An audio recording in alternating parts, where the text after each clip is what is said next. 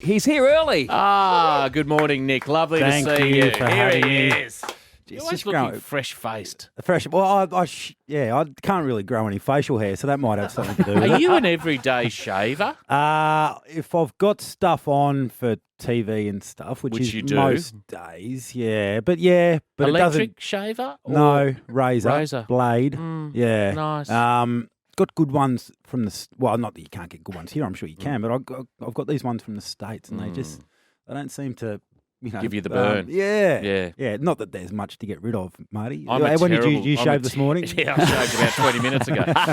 I'm a terrible shaver, but that's a whole other conversation. Do you shave in front of them, like on the sink or in the shower? At the sink. Yeah. I reckon give the shower a go. Do you think? Yeah, mirror in the shower. Yeah. Stick it to the thing, and then away you go. Anyway, we digress. We do. Yeah. I don't really want a mirror in the shower. I'm not going to lie. None of that's fun for me. Head height mirror. Head height. Oh, Head I had a height mirror. whole. I thought you meant down on the floor of the shower. Just be seeing what's mirrored going on floor. down there. Yeah, no, I'm not sure that's Close happening your anywhere, legs, is it? Marty. No. Let's talk footy, which is what you're here for. Yes.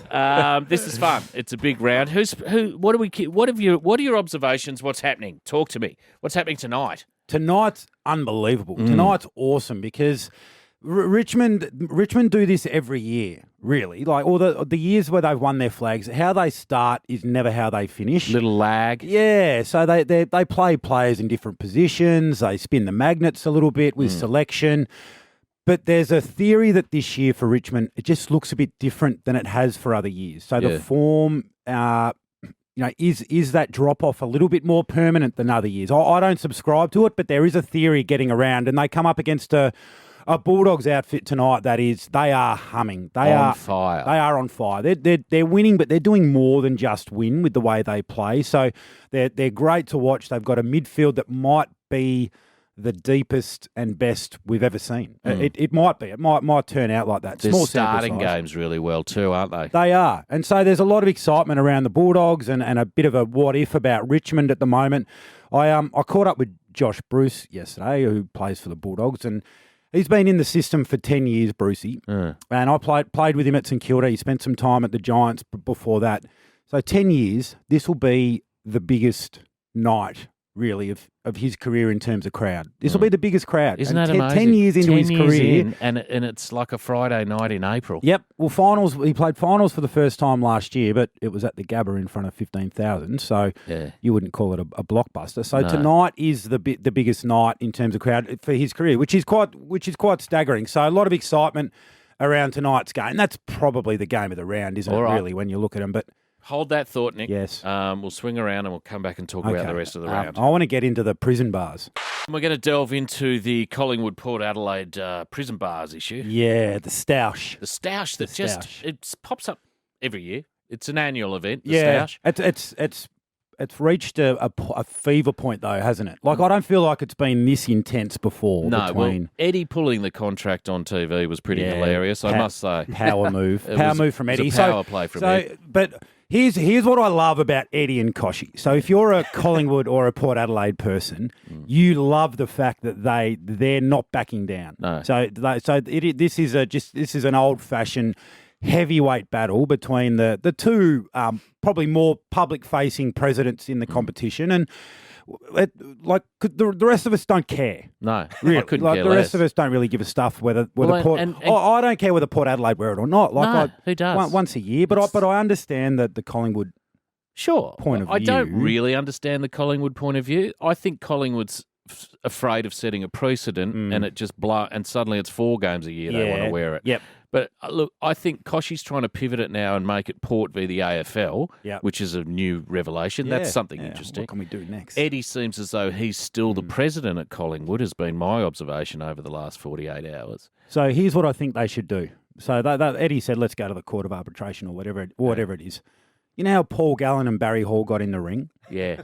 Are you suggesting Koshy v Eddie? Eddie and Koshy in the ring and let them thump it out in the ring. And then just have the black and white stripes. And headgear, obviously. Well, yeah. Or maybe ditch the bare headgear. knuckle. Yeah. Maybe. Just an old school MMA fist fight. style. And because whoever loses, we all win in that scenario. We all win, whether it's Koshy or Eddie. How good would it be? No one loses if those two blokes have a bare knuckle fist fight. It would be amazing vision. Oh, wouldn't it? Yeah, so that's my suggestion. Are they wearing suits, or are you suggesting? Oh, that's great. Yeah, let's work with Definitely this. suits. Suits on, barefoot. Barefoot. The fight starts when both of them drop their schooners. Yeah. They drop a schooner, and then it's just bare knuckle. That's my solution to the problem, because I get the feeling like we almost didn't have a game last year. Yeah, and so this has fallen to Gil McLaughlin yesterday. And you could tell in Gil's tone when he was answering the question, he's like, am I really being dragged into this? Well, they're suggesting they'll take points off Port. Let's not start taking points off people in a conversation, please. I reckon let's get Gil on the line. I reckon he'd be up for this solution. He could be the ring girl. He could be the ring girl on the night. He could absolutely. Put him in a pair of hot pants. He could absolutely He's do that. Ironically, the only one without a shirt on is Gil, just with his round card. Oh, too good. What else? What else are we talking about? Anything else take your eye over the... Well, of course, there's North versus Melbourne, which will be an absolute belter. Yeah, that's... well, luckily for North, they're actually able to get down to Hobart this week. Because very lucky for the people of Hobart. Yeah. So should we have a guess? Let's have a guess at crowd size. Okay. Hobart North v Melbourne, I'll say 11,000. They'll do well to get there, I reckon. Do you reckon? Yeah. What, are you prepared to throw a number out? I'm saying sub 10. Ooh, under 10. Yeah. We'll check that next week. We'll check that next week. The people of Hobart might just be voting with their feet. For their own team. A couple of teams under pressure. So my Sainers are under pressure. Yes, they are. So they badly need to beat Hawthorn tomorrow to keep their season alive, really. Feels doable, but just a bit down on confidence, I think, the boys. So go and take that that little pill that gives you confidence. That's the problem in footy. There's no confidence injection. The only way you get it is through delivering strong actions on the field. So they need to get a wriggle on. Collingwood Gold Coast. Surely to God they can't lose to the Gold Coast. Gold Coast played good footy last week. Beat a Sydney team that have been pretty hot. Gee willy winkers. Yeah.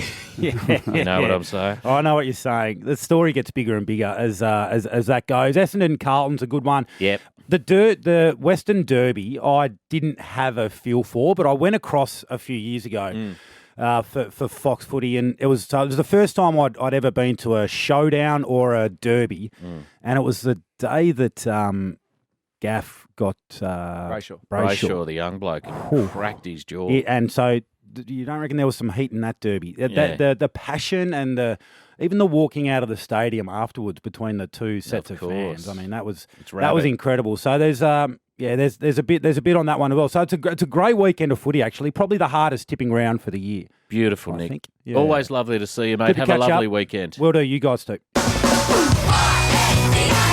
Marty Sheargold Show. Triple M.